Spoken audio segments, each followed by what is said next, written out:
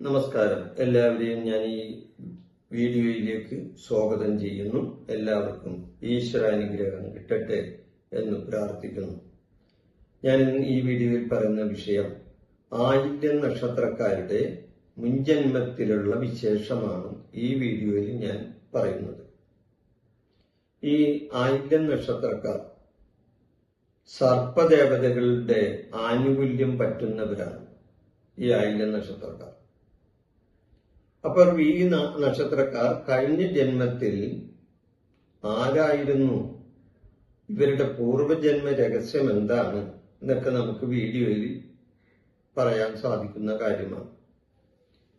അപ്പൊ ഈ വീഡിയോ നിങ്ങൾ വിശ്വാസികൾ കാണണം എന്നാണ് എന്റെ അഭിപ്രായം. അവിശ്വാസികൾ കാണണ്ട എന്നാണ് കൂടി പറയട്ടെ. കാരണം അവിശ്വാസികൾ കണ്ടാൽ ഞാൻ ഈ വീഡിയോ അന്ധവിശ്വാസം പ്രചരിപ്പിക്കാൻ വേണ്ടി പറയുന്ന കാര്യമായിട്ട് ചിലർ തെറ്റിദ്ധരിക്കും. ഇത് ഞാനായിട്ട് പറയുന്ന കാര്യമല്ല. നൂറ്റാണ്ടുകൾക്ക് മുമ്പ് തന്നെ ജ്യോതിഷ ആചാര്യന്മാർ പുരാണ ഗ്രന്ഥങ്ങളിലും ജ്യോതിഷ ഗ്രന്ഥങ്ങളിലുമെല്ലാം പൂർവജന്മത്തെപ്പറ്റി എഴുതിയിട്ടുണ്ട്, പറഞ്ഞിട്ടുണ്ട്. അപ്പൊ അതുകൊണ്ട് അതിന്റെ ഒരു ചെറിയ ഒരു അംശം മാത്രമാണ് ഞാൻ ഇവിടെ പറയുന്നത്, അല്ലാതെ ഞാനായിട്ട് സൃഷ്ടിച്ച ഒരു കാര്യമല്ല. ഇപ്പൊ ഭാരതീയ ജ്യോതിഷം ഒരാളുടെ പൂർവജന്മത്തെ പറ്റി പറയുന്നുണ്ട്.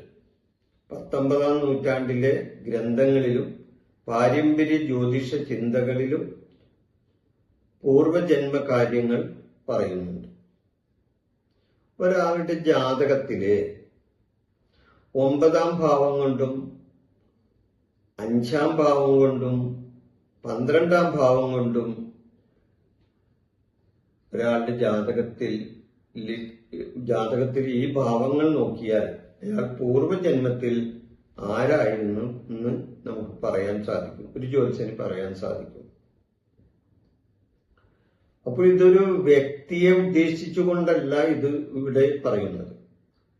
കാരണം ആയില്യ നക്ഷത്രത്തിൽ ജനിച്ചവരുടെ ഒരു സാമാന്യ ഫലമാണ്, അതായത് അവരുടെ മുൻജന്മത്തിലെ സാമാന്യ ഫലങ്ങളാണ് ഞാൻ ഈ വീഡിയോയിൽ പറയുന്നത്.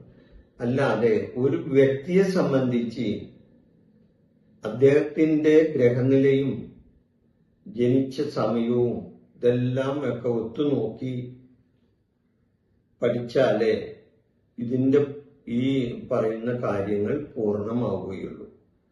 അല്ലാതെ ആരെങ്കിലും വിളിച്ചിട്ട് ആ ജ്യോത്സ്യം പറയുന്നതനുസരിച്ച് ഞങ്ങൾ പോയി ആയില്യം നക്ഷത്രക്കാരാണ്, ഞങ്ങൾക്ക് ഇങ്ങനെയുള്ള ഒരു അനുഭവം ഇല്ലല്ലോ, അല്ലെങ്കിൽ ഇങ്ങനെയൊന്നും കിട്ടിയിട്ടില്ലല്ലോ എന്ന് പറഞ്ഞാൽ അത് ആ വ്യക്തിയെ ഉദ്ദേശിച്ചല്ല ഞാൻ പറയുന്നത്. ഒരു വ്യക്തിയെ ഉദ്ദേശിച്ച് നമുക്കൊരു വീഡിയോ ഇടാനും പറ്റില്ല. ഈ സാമാന്യമായ ഗ്രഹങ്ങളുടെ ഗോചരപരമായുള്ള മുൻജന്മ ഫലമാണ് ഞാൻ ഈ വീഡിയോയിൽ പറയുന്നത്. അപ്പൊ അതുകൊണ്ടാണ് ഒരു വ്യക്തിയെ സംബന്ധിച്ച് അയാളുടെ ജാതകം കൂടി പരിശോധിച്ചാലേ ഇത് പൂർണ്ണമാവുകയുള്ളൂ. അപ്പൊ ഈ വീഡിയോ നിങ്ങൾ മുഴുവനായി കാണണം എന്നുള്ള ഒരു അഭ്യർത്ഥന എനിക്കുണ്ട്. കാരണം ഇത് ഇങ്ങനെ ഓടിച്ചോടിച്ചു പോയാൽ ഇതിന്റെ പൂർണ്ണമായ വിവരം നിങ്ങൾക്ക് കിട്ടുകയില്ല. അതുകൂടാതെ എൻ്റെ ഈ ചാനൽ നിങ്ങളൊന്ന് സബ്സ്ക്രൈബ് ചെയ്യാനും ലൈക്ക് ചെയ്യാനും ഷെയർ ചെയ്യാനും ചെയ്യണമെന്നും നിങ്ങളുടെ മുന്നിൽ ഇവിടെ അഭ്യർത്ഥിക്കാൻ.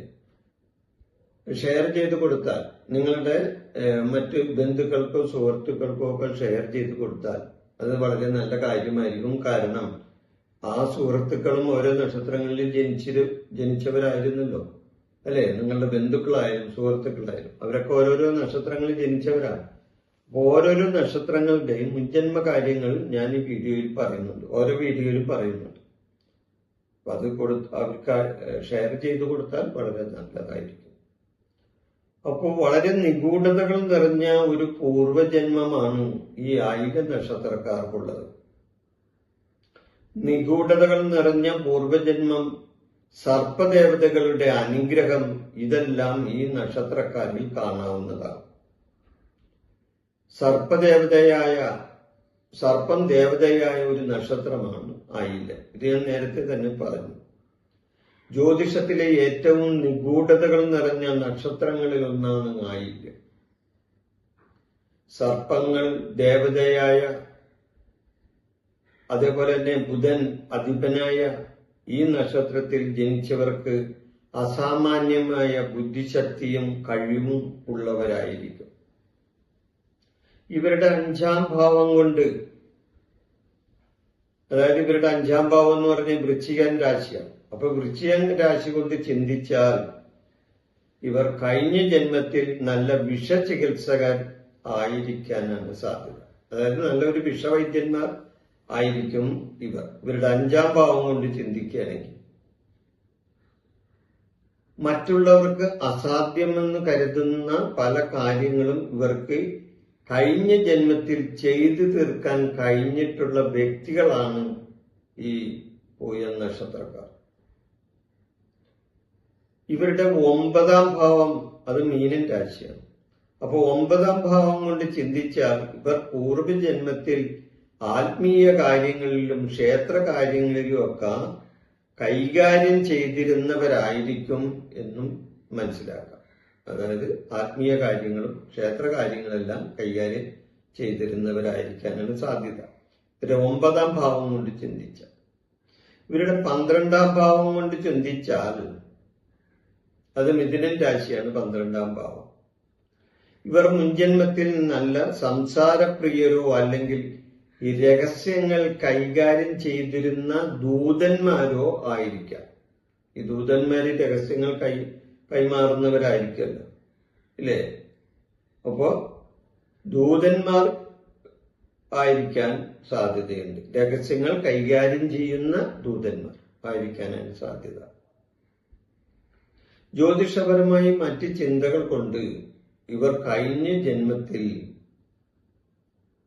തന്ത്രവിദ്യകൾ അറിയാവുന്നവരും ആയിരിക്കാൻ സാധ്യതയുണ്ട്.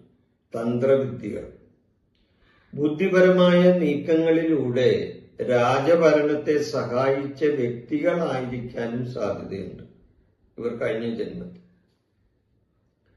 പ്രകൃതിദത്തമായ അറിവുകളിലൂടെ വിഷചികിത്സ നടത്തിയവരായിരിക്കാനും സാധ്യതയുണ്ട്.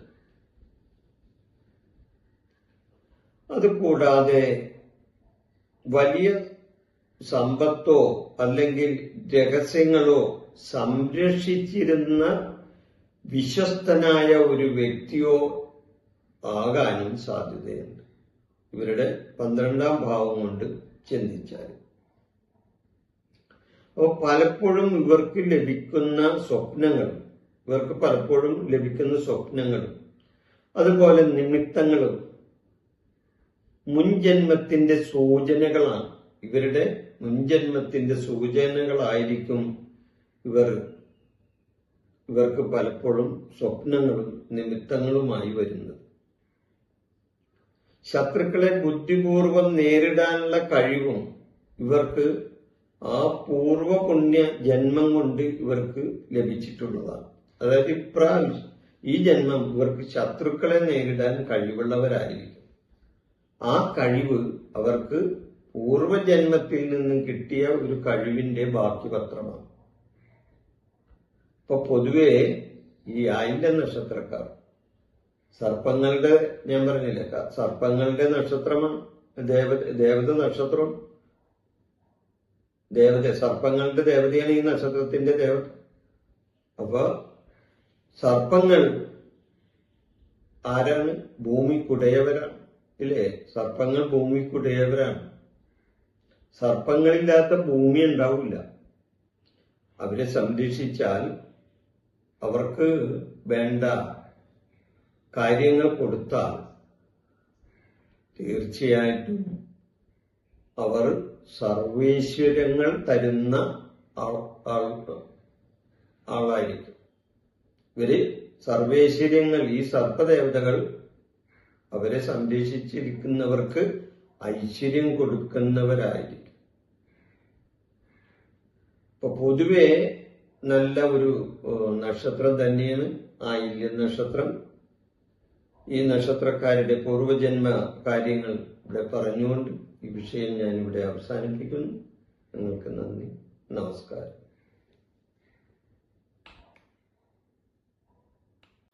എൻ്റെ ഈ ജ്യോതിഷ പ്രോഗ്രാം നിങ്ങൾക്ക് ഇഷ്ടപ്പെട്ടാൽ ഇത് സബ്സ്ക്രൈബ് ചെയ്യാനും ലൈക്ക് ചെയ്യാനും ബെൽ ബട്ടൺ അമർത്താനും മറക്കരുത്.